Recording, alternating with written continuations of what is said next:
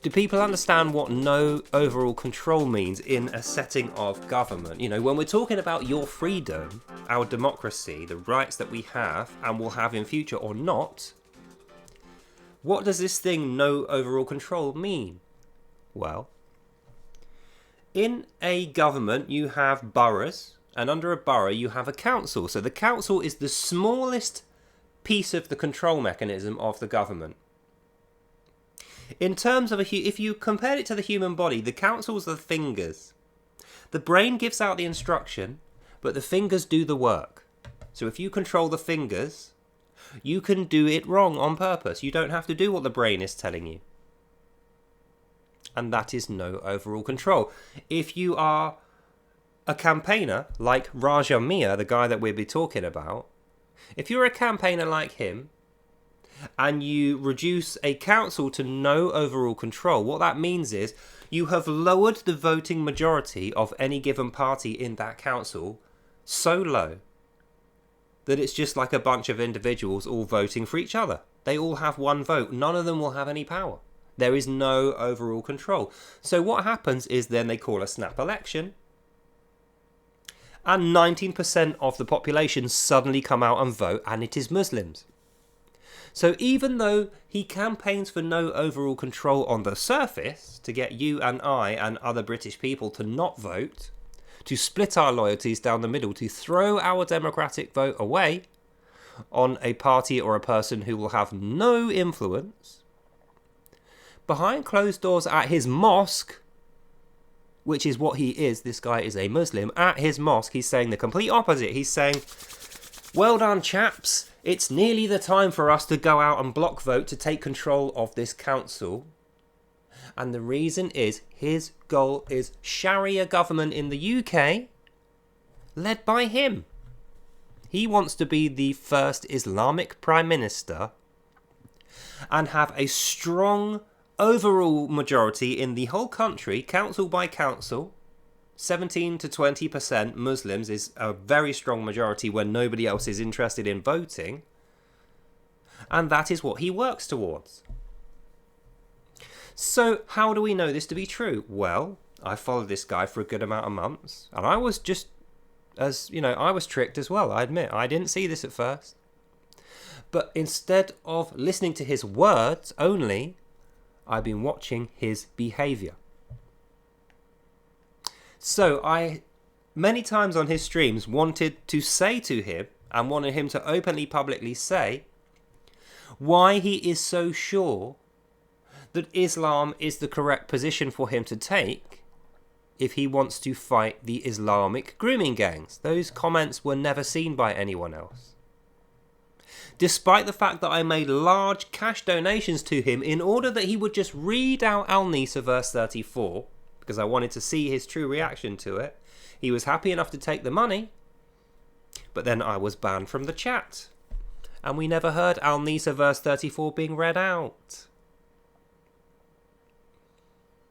Let me tell you what Al-Nisa verse 34 concerns. Al-Nisa verse 34, the Book of Women, describes how Allah commands on all his Muslims, including Raja, that they elicit a sex, traffic and trade, quote, of the bounty of women which they must share in the community as concubines, as third and fourth wives, as sex slaves, as prostitutes, so that they can draw in all that lovely money and give it to their mosque. And then in return, the mosque will help you out with that money. That's exactly what he does.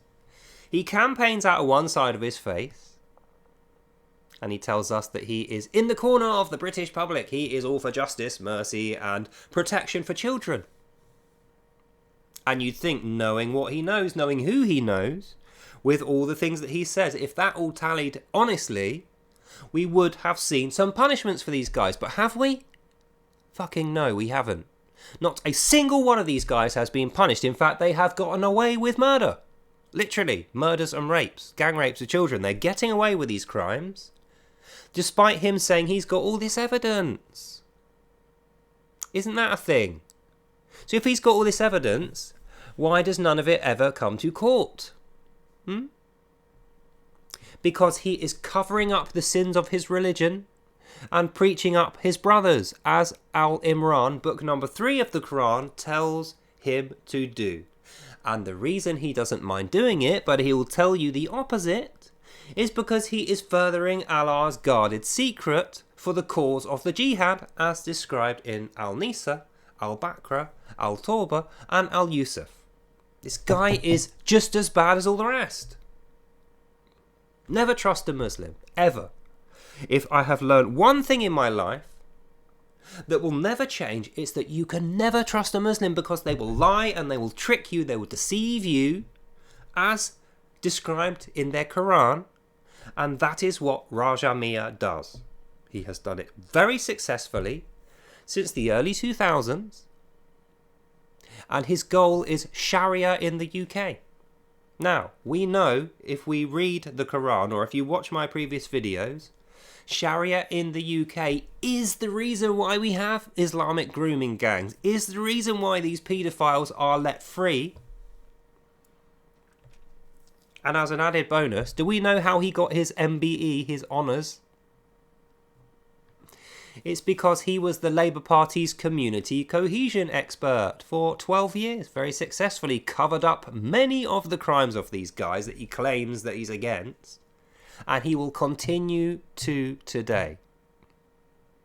So long as you give him your support through hook or through crook, no matter what lies he has to tell, you will give him your support and your money, pay the jizya to him, so that he can run back to his mosque, give them that money for the cause of the jihad, and he can further the cause of Allah, which is not the protection of children or democracy or your freedoms and rights nor mine. It is the furthering of a Sharia government in the UK, led by him as its Prime Minister, and we should do absolutely everything we can to make sure that this never happens. Despite his very pretty lies that he tells, look at his actions, his behaviour. Why would he not read out those Quran verses despite me giving him large sums of cash? Why will he not present the evidence against these guys in court when he knows and has admitted that they are Islamic rape gangs? Why does he try to tell us that it is Pakistanis and Bangladeshis, not Islam? Why doesn't he want to admit and tackle the real issue, which is why Islamic rape gangs are a thing? The Quran of the Muslims, the commands of Allah, which he himself is bound to as a practicing Muslim. Why doesn't he want to talk about these things? Why did he have Google remove 114 web page results containing the evidence of his embezzled millions from when he was working on the board of a school, and the list of Islamic paedophiles he had installed on that school's board before he left with all that money? I can't answer any of those questions. None of us can, because the evidence is now hidden by him. But I'll conclude on this point. Don't take my word for it. Maybe I'm a good speaker. Maybe I give a rousing speech and I know how to motivate the right emotions in you. But if I am capable of doing that, he is capable of doing that, and his whole career as a politician, a guy who says what you want to hear and doesn't do it, is built on that. So, this is the conclusion. Don't take my word for it on him, and don't take his word for it on him.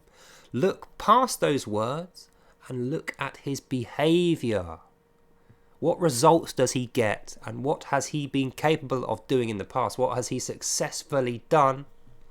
And we can figure out from that, even though he says something else, what the real goal of Raja Miah is.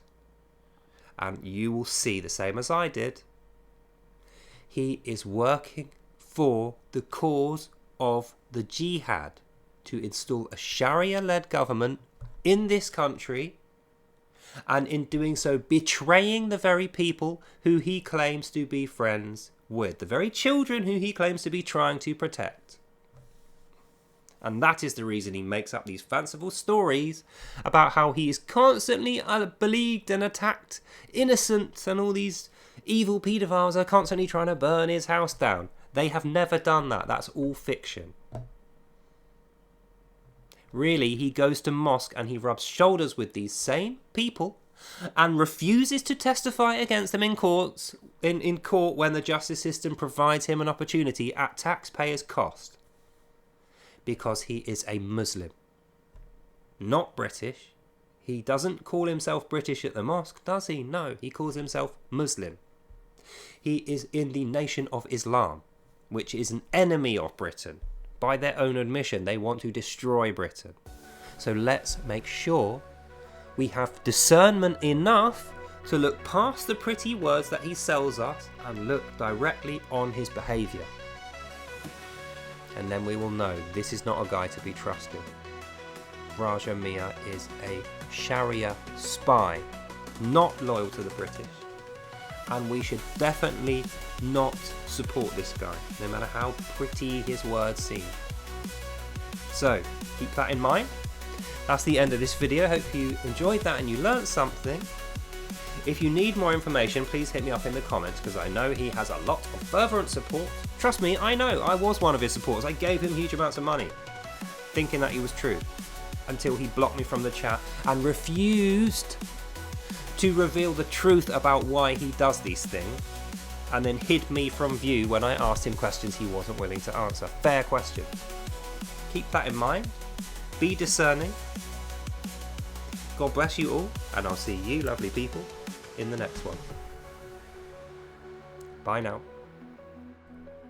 The most important thing to take is this. Don't listen to his words. Look at his actions. Where is his wife? Why does she not support him? And why are his only friends to be found in the mosque? Exactly. God bless you all, and I'll see you next time.